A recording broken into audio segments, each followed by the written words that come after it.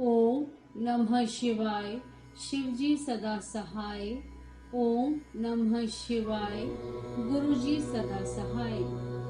हिरण्यकश्यपु की तपस्या और ब्रह्मा से वरदान पाकर उसका अत्याचार, नृसिंह द्वारा उसका वध और प्रहलाद को राज्य प्राप्ति। सनत कुमार जी कहते हैं, व्यास जी, इधर 12 रूपधारी श्री हरि के द्वारा इस प्रकार भाई के मारे जाने पर हिरण्यकशिपु शोक और क्रोध से संतप्त हो उठा। श्री हरि के साथ वैर करना तो उसे रुचता ही था, अतः उसने संहार प्रेमी वीर असुरों को प्रजा का विनाश करने के लिए आज्ञा दे दी। तब वे संहार प्रिय असुर स्वामी की आज्ञा को सिर चढ़ाकर देवताओं और प्रजाओं का विनाश करने लगे। इस प्रकार जब उन दुष्ट चित्त वाले असुरों द्वारा सारे देवलोक तहस नहस कर दिया गया, तब देवता स्वर्ग को छोड़कर गुप्त रूप से भूतल पर विचरने लगे। उधर भाई की मृत्यु से दुखी हुए हिरण्यकशिपु ने भाई को जलांजलि देकर उसकी स्त्री आदि को ढाढ़स बंधाया।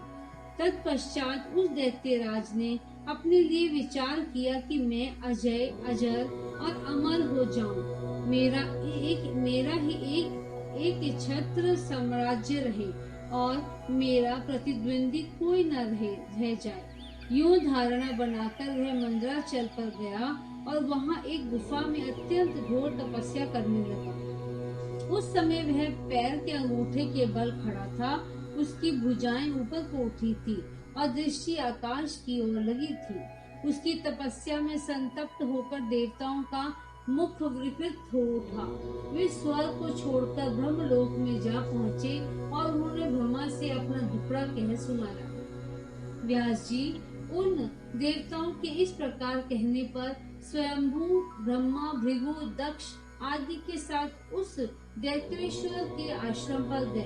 तब जिसने अपने तप से संपूर्ण लोगों को संतप्त कर दिया था, उस हिरण्यकशिपु ने वर देने के लिए आए हुए पार्थिव योनि ब्रह्मा को अपने सामने उपस्थित देखा। उधर पितामह ने भी उससे कहा, वर मांग। तब जिसकी बुद्धि मोहित नहीं हुई थी, उस असुर ने विधाता की उस मधुर वाणी को सुनकर इस प्रकार कहा।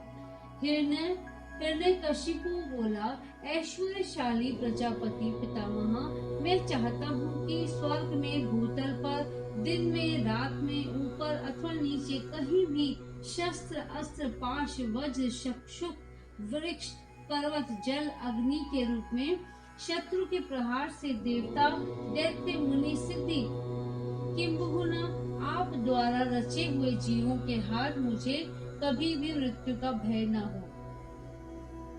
सनत कुमार जी कहते हैं, मुने हिरण्यकशिपु के वैसे वचन सुनकर पद्य योनि ब्रह्मा के मन में दया का भाव जागृत हो उठा। उन्होंने मन ही मन विष्णु को प्रणाम करके उससे कहा, दैतेंद्र, मैं तुझ पर प्रसन्न हूँ, अतः तुझे सारी वस्तुएं प्राप्त होंगी। तूने 96,000 वर्षों तक तप किया है, अब तेरी कामना पूर्ण हो चुकी है। अतः तप से विरत होकर उठ और दानवों के राज्य का उपभोग कर। ब्रह्मा की वाणी सुनकर हिरण्यकशिपु का मुख प्रसन्नता से खिल उठा।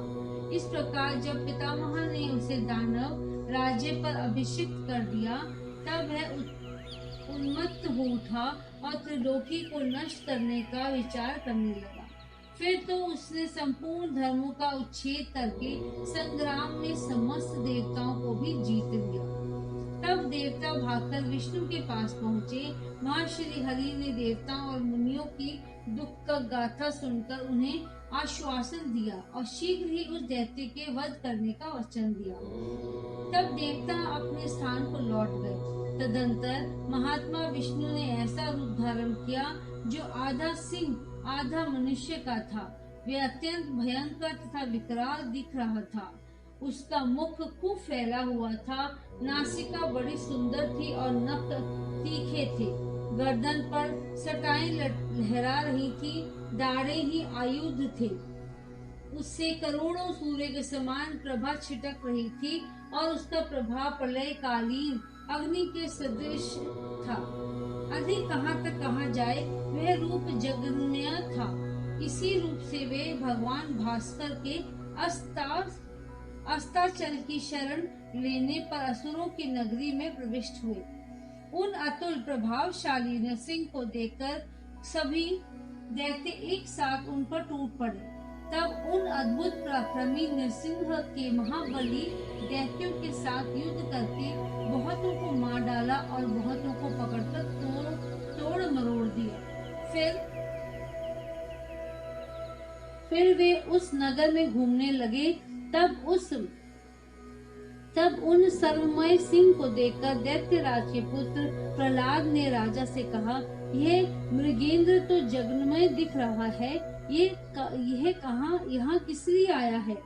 प्रहलाद ने पुनः कहा, पिताजी, मुझे तो ऐसा प्रतीत हो रहा है कि भगवान अत्यंत हैं और नृसिंह का रूप धारण करके आपके नगर में प्रविष्ट हुए हैं, क्योंकि मुझे इनकी मूर्ति बड़ी विकराल दिख रही है। अतः आप युद्ध से हटकर इनकी शरण में जाइए। इनसे बढ़कर त्रिलोकी में दूसरा कोई योद्धा नहीं है। इसीलिए आप इन मृगेंद्र के सामने झुककर अपने राज्य का उपभोग कीजिए। अपने पुत्र की बात सुनकर उस दुरात्मा ने उससे कहा, बेटा, क्या तू भयभीत हो गया है? अपने पुत्र से यूं कहकर दैत्यों के अधिपति राजा हिरण्यकश्यपु ने महाबली दैत्यों को आज्ञा देते हुए कहा, वीरों, तुम लोग इस बेडौल भ्रुकुटी और नेत्र वाले सिंह को पकड़ लो। तब स्वामी की आज्ञा, उन मृगेंद्र को पकड़ने की इच्छा से वे सभी बड़े बड़े दैत्य रणभूमि में घुसे। परंतु जैसे रूप की अभिलाषा से अग्नि में प्रवेश करने वाले पतंगे जल भुन जाते हैं, उसी तरह वे सब के सब क्षण भर में ही जलकर भस्म हो गए। दैत्यों के दग्ध हो जाने पर भी वह दैत्यराज संपूर्ण शस्त्र अस्त्र शक्ति रिष्टा पाश अंकुश और पावक आदि से उस मृगेंद्र के साथ लोहा लेता ही रहा। इस प्रकार बहुत काल तक भयानक युद्ध हुआ। अंत में उन नृसिंह ने व्रज के समान कठोर अपनी अनेकों भुजाओं से उस दैत्य को पकड़ लिया और उसे अपनी जानुओं पर लिटाकर दानुओं के मर्म को विदीर्ण करने वाले खंकरों से उसकी छाती चीर डाली और तथा खून से लथपथ हुए उसे हृदय कमल को निकाल लिया। फिर तो उसी क्षण उसके प्राण पंखेरु उड़ गए।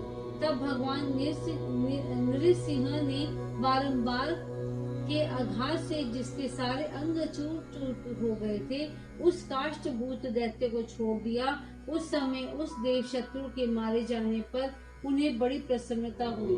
उसी अवसर पर प्रहलाद ने आकर उनके चरणों में सिर झुकाया।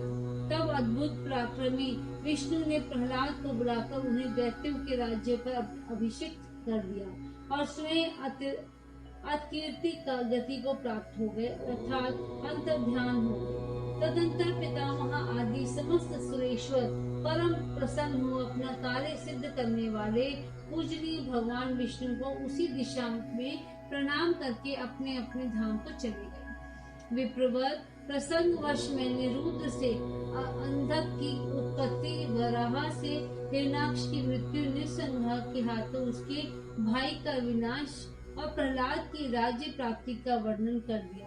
द्विजश्रेष्ठ, अब मैं शिव जी की कृपा से प्राप्त हुए अंधक के प्रभाव का, शंकर जी के साथ उसके युद्ध का और पीछे जिस प्रकार उसे महेश के गणाध्यक्ष पद की प्राप्ति हुई, उस कथा का वर्णन करता हूँ। सुनो।